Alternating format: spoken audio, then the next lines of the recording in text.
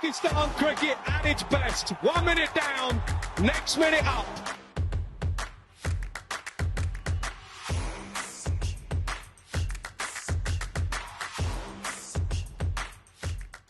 Thanks very much, everybody, for joining me once again. Saj Sadiq here, bringing you another exclusive interview. I'm delighted to be joined by a dear friend of mine, somebody who I've known for a long time. He's a Sialkot-born all-rounder. He played one ODI and one T20I only for Pakistan. And in that only T20I, he took 3 for 3 in 1 over and never played again. That's Pakistan cricket for you. Bob Woolmer rated him very highly. He got him a contract at Leicestershire, and Bob Woolmer had very high hopes for Mansoor. As I say, he played county cricket in Leicestershire. And since his stopping playing, he's done coaching roles in Pakistan cricket within the PCB. He's been the head coach of Sialkot this season as well, and he's also coaching the Pakistan under-19s for some important upcoming tournaments as well. Delighted to be joined by Mansoor Ranjit. Mansoor bhai, hope you're well. Yes, Alhamdulillah, says bhai, all good, all well. Thank you. Mansoor भाई पहले तो start करते हैं about the Quaid-e-Azam Trophy. Sialkot are doing mashallah really well this season. You must be very pleased with Sialkot's performance ये season में. जी बिल्कुल अल्हम्दुलिल्लाह से सो फार सो गुड 5 मैच हुए हम लोग उनमें से 3 जीते हैं आज भी हम लोगों ने अल्हम्दुलिल्लाह से मैच को विन किया है तो अच्छा जा रहा है अभी तक so far Mansoor bhai, Sialkot to mashallah sporting fanatical region. We know about the sporting जो products बनते हैं cricket, football, other sports equipment. लेकिन it's always had a tradition to produce great cricketers as well. और थोड़े से बात करते हैं about the current crop of young players जो Sialkot team में. Let's start with Azan Awais. Mashallah, he's doing so well. उसके बारे थोड़ा सा बताएं. जी अजान बिल्कुल अभी तक उसकी परफॉर्मेंस बहुत अच्छी जा रही है और हम उम्मीद करते हैं कि आने वाले मजीद मैचेस में वो और बेहतर से बेहतर परफॉर्म करने की पूरी कोशिश करेगा और इस दफ़ा फिर वो टॉप करेगा जैसा कि लास्ट ईयर उसने एक आज़म ट्रॉफी को टॉप किया और मेरे ख्याल में कि ये वाला सीज़न काफ़ी चैलेंजिंग सेकंड सीज़न किसी भी प्लेस के लिए काफ़ी चैलेंजिंग होता है इन टर्म्स ऑफ जब आप फर्स्ट सीज़न खेलते हैं तो लोगों को इतना पता नहीं होता आपके वीक एरियाज का स्ट्रॉन्ग एरियाज का लेकिन जैसे ही फिर आप खेलते हैं फिर सेकंड सीजन बहुत इंपॉर्टेंट होता है so we had discussion off season about these things कि क्या हमने लास्ट ईयर अच्छा किया क्या हम नहीं कर सके फिर उसने अजान ने थ्रू आउट द सीजन बहुत मेहनत की और इसमें फिजिकल फिटनेस से लेके मेंटल टफनेस से लेके स्किल वर्क से लेके तो अभी तक माशाल्लाह से उसने सेंचुरी भी स्कोर की है और अच्छा जा रहा है कंपटीशन में उसका काफ़ी टूर्नामेंट ये इंटरव्यू के बाद मुझे मुझे मुझे पता है कि काफी मैसेजेस आएंगे मुझे कि how close is Azan Awais to international cricket to Pakistan test team. Mansoor भाई आप तो एक्सपर्ट है, आप बताएं. हाँ ही इज माशाल्लाह very very close he was in the camp और वहां पे भी अजहर भाई ने उसको काफी लाइक किया द थिंग इज कि his work ethics are very very good और कुछ चीजें होती हैं it's too early to say anything और मैं बिल्कुल भी कोई प्लेयर है एक जब परफॉर्म करता है तो मेरा ख्याल है कि उसको थोड़ा टाइम देना चाहिए ताकि वो डोमेस्टिक में डिफरेंट कंडीशंस में डिफरेंट चैलेंजेस में खेले ताकि उसकी फर्दर ग्रूमिंग हो तो जब वो इन चैलेंजिंग से निकलता है तो फिर उसके बाद उसके लिए चीजें आसान हो जाती हैं तो आई एम श्योर कि this season is very very important for him और वो जैसा कि वो परफॉर्म कर रहा है तो उसकी उसकी ग्रूमिंग हो रही है हर तरह से ग्रूम कर रहा है वो और हम ये बिल्कुल चाहेंगे कि जब वो पाकिस्तान के लिए जाए तो फिर वो लंबा सर्व करे लेकिन उससे पहले जो उसको हार्डशिप है एक बैटल ग्राउंड्स में वो उसको हर कंडीशन को अडॉप्ट करना वो सीख ले हर चीज को कि जब वो पाकिस्तान को सर्व करे तो फिर वो पाकिस्तान के लिए लंबा खेले भी और लंबा परफॉर्मेंसेस भी अच्छी करके दे पाकिस्तान को अपनी परफॉर्मेंसेस से जितवाए भी मंसूर भाई मोहसिन रियाज के बारे में बताएं. उसकी भी बड़ी अच्छी परफॉर्मेंस जा रही है सीजन. बिल्कुल Mohsin Riaz is also he is very very talented और वी हैड अ डिस्कशन और मैंने भी उससे बात की कि अगर आपने उसकी इनिंग्स को देखा हो तो उसके उसमें भी हर वो इंग्रेडिएंट्स मौजूद हैं इंटरनेशनल क्रिकेट खेलने के लिए पाकिस्तान को लंबा सर्व करने के लिए उसका अराउजल लेवल और वेरी नाइस एंड काम गाय और वो सीखने की भी कोशिश में लगा रहता है तो उसके लिए भी ये सीजन उसी तरह इंपॉर्टेंट है जिस तरह अजान से एज लाइक आई सेड कि जिस तरह लास्ट ईयर था तो हमारे सियालकोट में से 8 प्लेयर्स ने डेब्यू किया और उनमें से एक मोहसिन भी थे तो वो अभी उसकी भी परफॉर्मेंस बहुत अच्छी जा रही है। तो हम बड़ी क्लोजली मॉनिटर कर रहे हैं और देख रहे हैं कि डिफरेंट चैलेंजेस में किस तरह से वो प्रेशर को कॉप करते हैं, नर्व्स कैसे कंट्रोल करते हैं। तो ये चीजें हम लोगों के साथ चलती रहती हैं और उसमें उनकी फर्दर ग्रूमिंग हो रही है इन चीजों पे। और अतर महमूद के बारे में बताएं मंसूर भाई. He's bowling very well, up near the top of the charts in the Qazi Azam Trophy this season. Yes, अतर समवन जो कि पिछले आप कह लें कि 2-3 साल से इंजर्ड था, he was out domestic cricket, वो बिल्कुल नहीं था खेल रहा, तो वो रीहैब से गुजरा। उसमें मैं कहता हूँ कि हसन ने बहुत सपोर्ट किया, तो हसन अली ने उसको बहुत सपोर्ट किया। इंजरीज जब उसको हुई हुई थी तो उसमें फिर वो इंजरी से जब वो वापस आया तो फिर उसने मुझे बताया कि मैं रिहैब से कंप्लीट हो चुका हूँ, मैं अब बिल्कुल फिट है और रेडी टू गो। फिर हमने उसको ऑब्वियसली कि जो 2-3 साल पहले उसकी परफॉर्मेंसेस थी वो बड़ी अच्छी थी, पीएसएल भी वो खेल रहा था, तो फिर एक प्रोसेस होता है। फिर हमने उसको इंटर डिस्ट्रिक्ट में रिप्रेजेंट करने के लिए कहा। इंटर डिस्ट्रिक्ट उसने गुजरांवाला से खेली, उसमें भी उसने 30 विकेट्स ली, जो कि हमारे लिए बड़ा अच्छा साइन था सियालकोट की फर्स्ट क्लास के लिए कि हमें एक ऐसा बॉलर मिल रहा है कि same lime wire like Hasan Ali. और उसने आके फिर और इनिशियल में स्टार्ट में ड्यूरिंग द पाकिस्तान कैंप वो वहां पे जब रिहैब से हुआ तो कैंप में था, तो उसका भी वो फील्डिंग के दौरान उसका वेब फट गया और उसको स्टिचेस आए। तो फिर उसने हमें लेटर ऑन सेकंड मैच में ज्वाइन किया और आते ही फिर माशाल्लाह से उसको चांस मिला और उसने बहुत अच्छा परफॉर्मेंस किया अभी तक। So far is going very good. और मोहम्मद अली अली के बारे में बताएं आप मंसूर भाई. देखो ऑलरेडी वो इंटरनेशनल मैचेस खेला है, बट ये नजर आया कि the jump from domestic cricket to international cricket was a big jump for him. तो थोड़ा सा स्ट्रगल किया उसने इंटरनेशनल क्रिकेट में, लेकिन परफॉर्मेंसेस उसकी अच्छी जा रही है मंसूर भाई. ही समवन आपको एक ऐसा करेक्टर चाहिए होता है बॉलिंग लाइनअप में कि जो बॉलिंग को लीड करे। ही someone who is a leader in the bowling department. और अगर मैं कहूँ तो वो उसके वर्क एथिक्स जो हैं वो मुझे लगता है कि उस पे जब क्रिस जॉर्डन मुल्तान सुल्तान के साथ थे तो उन्होंने भी, अगर आपको याद हो तो, एक ट्वीट किया था कि दिस मैन इज इनसेन। तो जिस तरीके के उनके वर्क एथिक्स हैं और जिस तरीके से वो मैच में आके अपनी कमिटमेंट दिखाते हैं, मैंने कभी किसी फास्ट बॉलर को इस तरह नहीं देखा अपनी लाइफ में। ये नहीं कि सिर्फ क्रिकेट की ग्राउंड में, ऑफ द फील्ड भी जिस तरह के वर्क एथिक्स हैं, ऑफ द सीजन जो ट्रेनिंग्स हैं और जिस तरह की उनकी प्रेपरेशन है, तो उसका देखें आप। हर सीजन अगर कोई बंदा डोमेस्टिक में कंसिस्टेंट परफॉर्म कर रहा है तो कोई ना कोई रीजन होते हैं। तो ये सारे वो हैं और ही इज माशाल्लाह very educated, he knows each and everything, he knows about training, he knows about work ethics. वो अपनी बॉलिंग को जानता है हर चीज। यस, इंटरनेशनल क्रिकेट वो खेला, उससे उसको काफी सीखने को भी मिला। और वो फिर उसमें आके दोबारा जब ऑफ सीजन आया फिर उसने उसमें अपनी तैयारी भी की और वो लगा हुआ है दोबारा से उसी तरह। ये आपको पता है कि cricket is something, you don't perform every single day. ये आपका चलता रहता है, कभी आप परफॉर्म करते हैं कभी आप नहीं करते। But right now he is also doing very very good for Sialkot region. और एंड आई एम श्योर कि इंशाल्लाह वो कम बैक करेगा दोबारा से इंटरनेशनल क्रिकेट में। मंसूर भाई 5 राउंड हो गए कायदे आजम ट्रॉफी के कंप्लीट. स्टैंडर्ड कैसा? बिकॉज फॉर्मर प्लेयर्स जो है वो कहते हैं कि जो आजकल का फर्स्ट क्लास स्टैंडर्ड है, जैसे वो खेलते थे स्टैंडर्ड नहीं है. तो that's a reflection on Pakistan international test team as well कि स्टैंडर्ड इतना अच्छा नहीं है. आप बताएं मंसूर भाई, you are obviously involved in the tournament.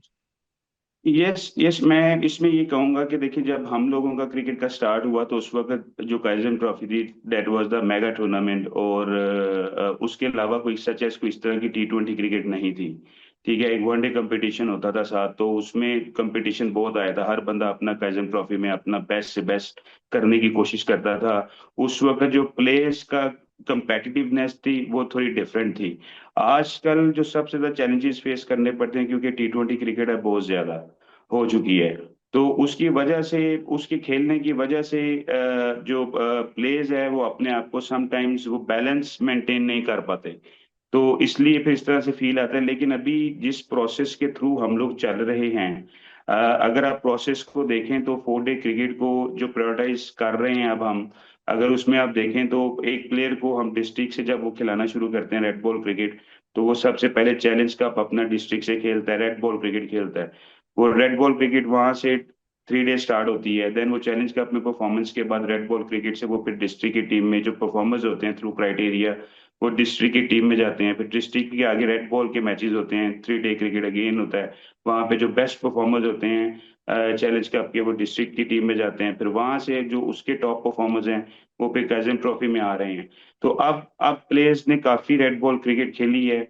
और कंपेटिटिवनेस की अगर आप बात करें तो हनीफ मोहम्मद ट्रॉफी के जो भी परफॉर्मर्स थे जो हैं उनको भी टीमों में अलॉट किया गया। तो मुझे लगता है कि ये बहुत अच्छा मतलब अगर आप देखें, जैसे कोई भी टीम आप उठा के देख लें तो आपको कोई भी टीम अब ऐसी नजर नहीं आएगी कि आप जिसको बोलेंगे ये वीक टीम है, क्योंकि सब कैरी कर रहे हैं performer players Hanif Mohammad Trophy के। तो काफी अच्छा कंपेटिटिवनेस देखने को मिला, चैलेंजेस देखने को मिले हैं, और अच्छी क्रिकेट हो रही है इस दफा।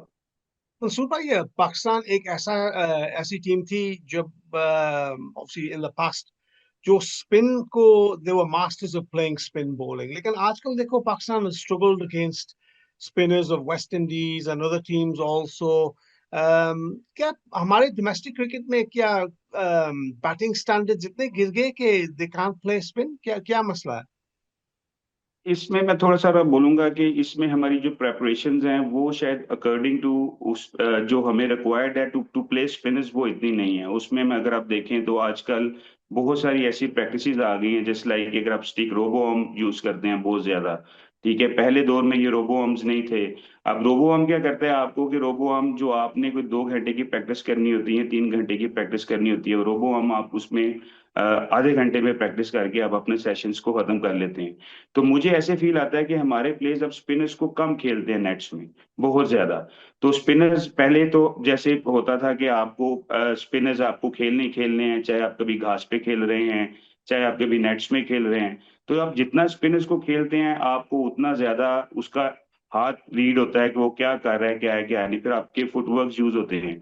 वेयर एज आजकल थोड़ी सारी प्रैक्टिस स्पिनर्स की कम हो गई है, जिसकी वजह से अब वो स्पिनर्स को उस तरह से खेलने वाले प्लेयर्स नहीं मिल रहे जिस तरह माजी में हुआ करते थे। लेकिन अब हम लोग कोशिश कर रहे हैं कि हम दोबारा उस बैक टू ट्रेडिशनल सेटअप में वापस जाएं, जिनमें हम लोगों उनको अवेयरनेस दे रहे हैं कि आपको ज्यादा से ज्यादा नेट में स्पिनर्स को खेलने की जरूरत है, ताकि आप लोग जो हमारा ट्रेडिशनल वे था स्पिनर को खेलने का वो बेहतर और इम्प्रूव किया जा सके। मंसूर भाई, मैंने रिसेंटली इंटरव्यू किया था खुरम नियाजी साहब, पीसीबी जो डायरेक्टर है डोमेस्टिक क्रिकेट का, और वो बता रहे थे काफी चेंजेस कर रहे हैं वो implementing schools cricket, club cricket. तो वो चेंजेस नजर आ रहे हैं मंसूर भाई? It's good work being done.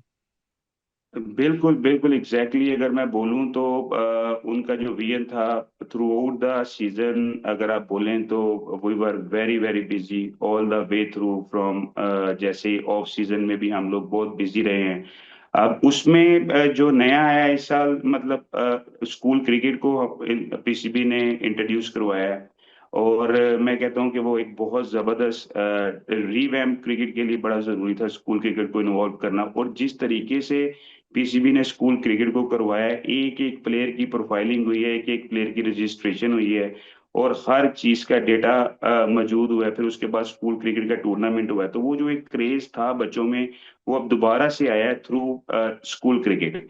तो अगर आप देखें कि क्रिकेट कंपटीशन के पॉइंट ऑफ व्यू से देखें तो ऑफ सीजन हम लोगों ने स्कूल क्रिकेट को हमने देखा। फिर हम लोगों ने स्कूल क्रिकेट को खाली देखा नहीं, सिर्फ कंपटीशन नहीं करवाया, बल्कि हमारे डिस्ट्रिक्ट के जितने भी रीजन के डिस्ट्रिक्ट के जितने भी कोचेस थे, इन्होंने फर्दर जाके स्कूल के साथ कैंप में उनकी उनकी फॉर्मेशन की, उनकी कोचिंग की। और ये थ्रू आउट समर हम लोगों का ये चलता रहा। देन सो ऑन, फिर आगे चैलेंज का स्टार्ट हो गए।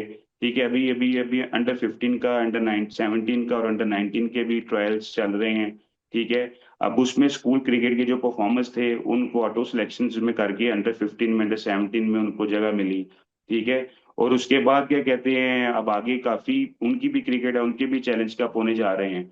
तो अगर आप इन टर्म्स ऑफ क्रिकेट देखें तो क्रिकेट अब ग्रास रूट लेवल पे काफी एक्सपेंड हो रही है। और मैं समझता हूँ कि all credit goes to the PCB कि जिन्होंने ये लेके आए। पहले जब हम लोग ट्रायल्स लेते थे तो मुझे याद है कि अगर अंडर 15 के या अंडर 13 के ट्रायल्स जो हैं डिस्ट्रिक्ट में, अगर मैं सियालकोट की बात करूं तो तकरीबन अबाउट 100 प्लेयर्स या 70-80 प्लेयर्स रजिस्टर्ड होकर पार्टिसिपेट किया करते थे ट्रायल्स के ऊपर। वेयर एज इस दफा का क्रेज ऐसा था कि स्कूल क्रिकेट की कंपटीशन की वजह से अंडर 15 अंडर 17 में होल रीजन, अगर सियालकोट डिस्ट्रिक्ट की मैं बात करूँ तो मोर देन 300 किड्स आए हुए थे ट्रायल्स के ऊपर। तो ये एक बहुत बड़ा इनिशिएटिव है कि देखिए स्कूल क्रिकेट के आने की वजह से बच्चों में क्रेज आया रिवैम्प, क्योंकि बेसिक क्रिकेट तो ग्रास रूट लेवल के ऊपर है। तो उनको अवेयरनेस देना, हाल ही ये नहीं कि पीसीबी ने सिर्फ उनको क्रिकेट की अपॉर्चुनिटी फराहम किया, उसके साथ साथ जिस तरीके से उन लोगों की लुक आफ्टर भी की गई है, गवर्नमेंट स्कूल्स के बच्चों को किट बैग्स दिए गए क्रिकेट खेलने के लिए।